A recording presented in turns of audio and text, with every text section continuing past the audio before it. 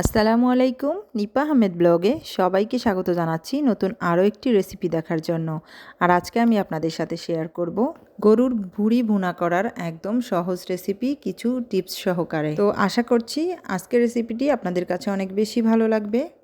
তো যাই হোক, অনেকে আছে গরুর ভুঁড়ি গন্ধের জন্য খেতে চান না, তো তারা আমার এই রেসিপি ফলো করে একবার হলেও বাসায় ট্রাই করে দেখবেন, এর স্বাদ কখনোই ভুলতে পারবেন না। তো এই তো এখানে আমি ভুঁড়ি নিয়েছি, এখানে 3 কেজি পরিমাণ গরুর ভুঁড়ি ছিল। আর এখানে কোনো চিকন বা পাতলা যে ভুঁড়িটা থাকে সেটা ছিল না, একদম মোটা যেটা থাকে সেটাই ছিল। তো এই দেশে তো একদম পরিষ্কার করা কিনতে পাওয়া যায়, আমার আর কষ্ট করে পরিষ্কার করা লাগে নাই। তো আপনারাও পরিষ্কার করে নিতে পারেন, এটাও অনেক ইজি। গরম পানি করে গরম পানির ভিতরে ছোট ছোট পিস করে তারপর হচ্ছে চুবিয়ে চুবিয়ে পরিষ্কার করে নেওয়া যায় খুবই সহজভাবেই। তো এই তো এখানে আমি ভুঁড়িটা খুব ভালোভাবে কেটে ধুয়ে নিয়েছি পরিষ্কার করে। তারপর হচ্ছে প্রথমেই আমি হচ্ছে একটু ভাপ দিয়ে নিব। তো 3টা স্টেপে আমি ভুঁড়িটা রান্না করব, হয়তোবা অনেকটা সময় লাগবে, তবে খেতে হবে দুর্দান্ত মজার। তো এই তো এখানে আমি একটু লবণ দিয়ে দিয়েছি, আর হচ্ছে দিয়েছি এখানে পরিমাণ মতো হলুদ, আর দিয়ে দিয়েছি এখানে পানি। তো পানি দিয়ে আমি কিছু সময় জাল করে নিব। আর হচ্ছে এই তো প্রথম টিপস হচ্ছে, আপনারা অবশ্যই ভুঁড়িটা যখন ভাপ দিয়ে নেবেন তো আপনারা লেবুর রস ব্যবহার করার চেষ্টা করবেন, এতে করে ভুঁড়ির যে একটা বাজে স্মেল আছে এটা অনেকটাই চলে যাবে। তো এই তো আমি কিছু সময় নিয়ে একটু জাল করে নিয়েছি, তারপর হচ্ছে এই তো আমি পানিটা ফেলে দিচ্ছি। তো এভাবে ভুঁড়িটা যদি একটু জাল দিয়ে ভাপ দিয়ে তারপর হচ্ছে পানিটা ফেলে দেওয়া হয়, এতে করে দেখা যায় ভুঁড়ির যে একটা বাজে গন্ধ আছে এটা অনেকটাই চলে যায়। আর অবশ্যই ভাপ দেওয়ার সময় আপনারা লেবুর রসটা দেওয়ার চেষ্টা করবেন। আর এই তো আমি ভাপ দিয়ে তারপর হচ্ছে সেখান থেকে আরও 2 প্যাকেট করে আলাদা করে ডিপ ফ্রিজে রেখে দিয়েছি। আর এখানে প্রায় 1 কেজির থেকেও বেশি পরিমাণে রান্নার জন্য নিয়ে নিয়েছি। তো প্রথম স্টেপে এই তো আমি এখানে দিয়েছি তেজপাতা, এলাচ, দারচিনি, গোটা জিরা, তারপর হচ্ছে পেঁয়াজ কুচি, কাঁচামরিচ ফালি, আর হচ্ছে আদা রসুনের পেস্ট একদম সামান্য পরিমাণে। এখানে কোনো তেলও ব্যবহার করছি না, আর হচ্ছে লবণও দেই নাই, যেহেতু আমি ভাপ দেওয়ার সময় অলরেডি লবণ দিয়ে দিয়েছিলাম। তো এই তো এরপর হচ্ছে একটু গুঁড়ামরিচ দিয়ে দিলাম, তারপরে আমি এখানে পরিমাণ মতো পানি দিয়ে দিয়েছি। তো এভাবেই আমি অল্প মশলায় প্রথমে ভুঁড়িগুলো সিদ্ধ করে নিব। তো আমার হাতের কাছে যেহেতু প্রেশার কুকার ছিল না, তো আমি পাতিলেই সিদ্ধ করে নিয়েছি। তো আপনারা চাইলে প্রেশার কুকারেও সিটি দিয়ে নিতে পারেন। তো এই পর্যায়ে আমি 70% মতো ভুঁড়িগুলো সিদ্ধ করে নিয়েছি। আর এই তো এবার হচ্ছে দ্বিতীয় স্টেপে চলে এসেছি। তো আমি কিন্তু অলরেডি সিদ্ধ করে তারপর হচ্ছে পানিটা শুকিয়ে নিয়েছি। তো এই তো এরপরে আবারও অন্য একটা পাতিল বসিয়ে দিলাম, পাতিলে আবারও আমি এখানে এলাচ, দারচিনি আর হচ্ছে লবঙ্গ দিয়েছি, পরিমাণ মতো তেল দিয়ে দিয়েছি, যেহেতু আমি যখন সিদ্ধ করে নিয়েছি তখন কোনো তেল ব্যবহার করিনি। তো এই তো এখানে আমি পরিমাণ মতো তেল দিয়ে দিলাম, আর হচ্ছে কুচানো পেঁয়াজ দিয়ে দিয়েছি। তো আমি পেঁয়াজগুলোকে ব্রাউন কালার করে ভেজে নিব, হালকা ব্রাউন করে নিব। তো যাই হোক, রান্না অনেকভাবেই করা যায়, আমিও বিভিন্নভাবেই রান্না করে দেখেছি, তবে আমার কাছে মনে হয়েছে আমার এই রান্নাটাই হয়েছে একদম বেস্ট। এইভাবে রান্না করলেই অনেক বেশি মজা হয় খেতে।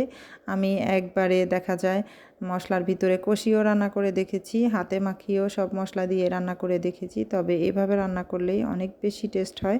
তো এই তো দেখতেই পেয়েছেন আমি পেঁয়াজগুলো অলরেডি ব্রাউন কালার করে ভেজে নিয়েছি। তারপর এখানে পরিমাণ মতো একটু লবণ দিয়ে দিলাম, আর হচ্ছে আদা রসুনের পেস্ট দিয়ে দিব পরিমাণ মতো। তো অবশ্যই লবণটা একটু বুঝে দিতে হবে, যেহেতু আমি সিদ্ধ করার সময় ভাপ দিয়ে যখন নিয়েছিলাম তখন অলরেডি লবণ দিয়েছিলাম, তাই লবণের পরিমাণটা প্রথম অবস্থাতে আমি একটু কমই দিয়ে দিয়েছি, পরে যদি প্রয়োজন হয় তখন আবার দিয়ে দিব। তো এই তো আমি আদা রসুনের পেস্ট দিয়েছি, আদা রসুনের পেস্ট কিছু সময় তেলের মধ্যে আমি খুব ভালোভাবে ভেজে নিব।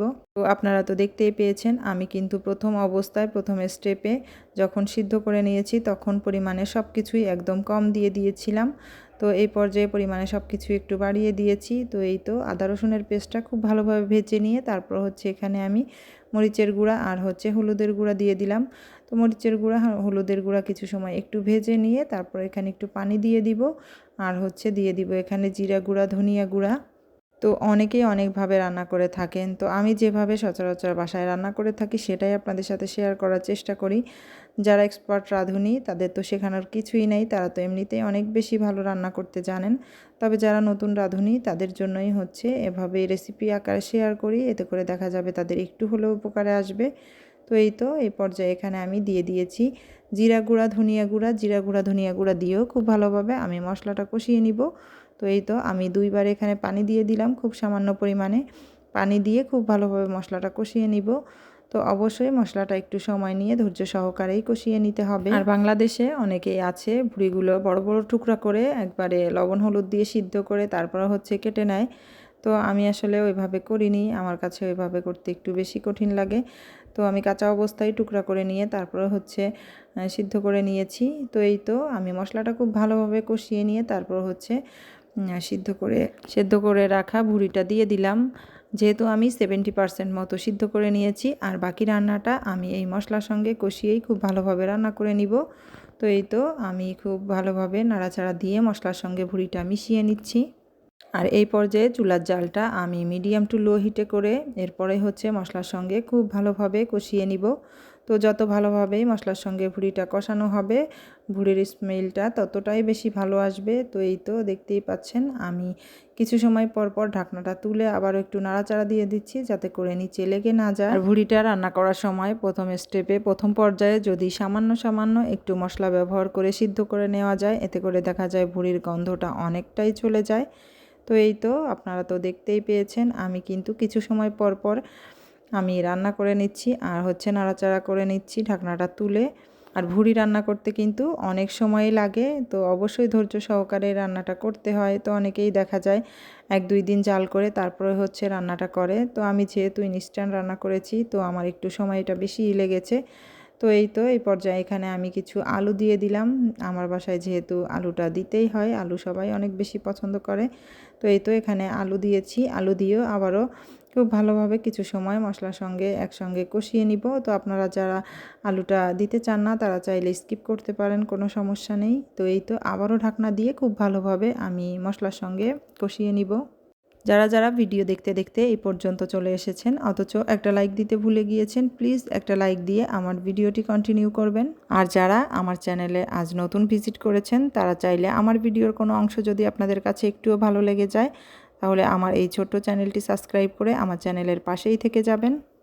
পাশে থাকা বেল বাটনটি অল অপশনে প্রেস করে দিবেন, এতে করে আমার নিত্য নতুন ভিডিও আপনাদের কাছে নোটিফিকেশন আকারে পৌঁছে যাবে আর আপনি আপনার সময় সুযোগ মতো আমার ভিডিওটি দেখে নিতে পারবেন। আর অলরেডি যারা এই কাজগুলো করেছেন তাদেরকে অসংখ্য ধন্যবাদ।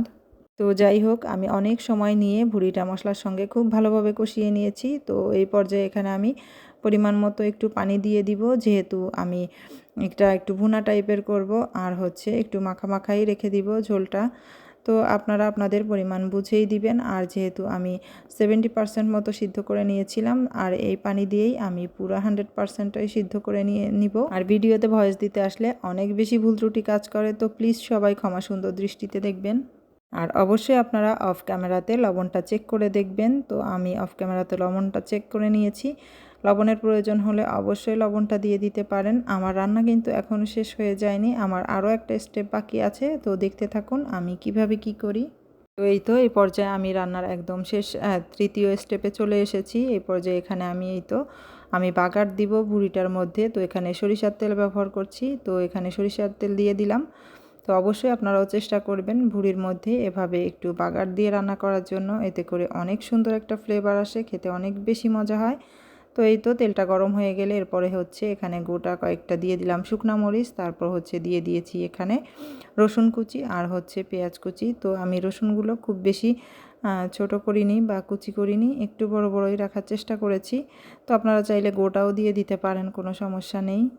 তো আমি শুধু একটা রসুন মাঝখান দিয়ে একটা ফালি করেছি। তো আমি ব্রাউন কালার করে পেঁয়াজ রসুনগুলো ভেজে নিব। তো এই বাগারটাই দিয়ে দিলে লাস্টের দিকে দেখা যায় ভুঁড়ির অনেক সুন্দর একটা ফ্লেভার আসে, খেতে অনেক বেশি মজা হয়। আর এইভাবে যদি লাস্টের দিকে বাগার দিয়ে ভুঁড়িটা রান্না করা হয়, তো যারা খেতে পারেন না, যাদের কাছে গন্ধ লাগে তাদের কাছে একদমই কোনো গন্ধ লাগবে না, অনেক বেশি মজা হয় এইভাবে রান্না করলে। যেহেতু আমি 3টা স্টেপে আপনাদের সাথে রান্নাটা শেয়ার করলাম, হয়তোবা অনেক সময় লেগেছে, তবে খেতে অনেক বেশি মজা হয়েছিল। আর এই তো আমি খুব ভালোভাবে ব্রাউন কালার করে ভেজে নিয়েছি। তারপর হচ্ছে বাগারটা এই তো দিয়ে দিলাম। তো বাগারটা দিয়েও খুব ভালোভাবে মিশিয়ে নিয়ে তারপর হচ্ছে আরও কিছু সময় রান্না করে নিব। আর আপনারা যারা ভুঁড়িটা একদম ভাজা ভাজা খেতে চান তারা চাইলে একদম ঝোলটা শুকিয়ে নিতে পারেন। তারপর হচ্ছে তেলের মধ্যে অনেক সময় নিয়ে ভাজা ভাজা করে নিতে পারেন। তো যার যেমন পছন্দ সে সেভাবেই রান্না করে নিতে পারেন। তো আমি এভাবেই আরও কিছু সময় রান্না করে ঝোলটা আরও শুকিয়ে একদম মাখা মাখা করে নিব।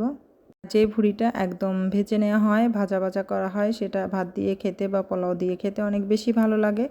তবে রুটি বা পরোটা দিয়ে বা নান রুটি দিয়ে খেতে গেলে একটু মাখা মাখা গ্রেভি রাখলে খেতে অনেক বেশি ভালো লাগে।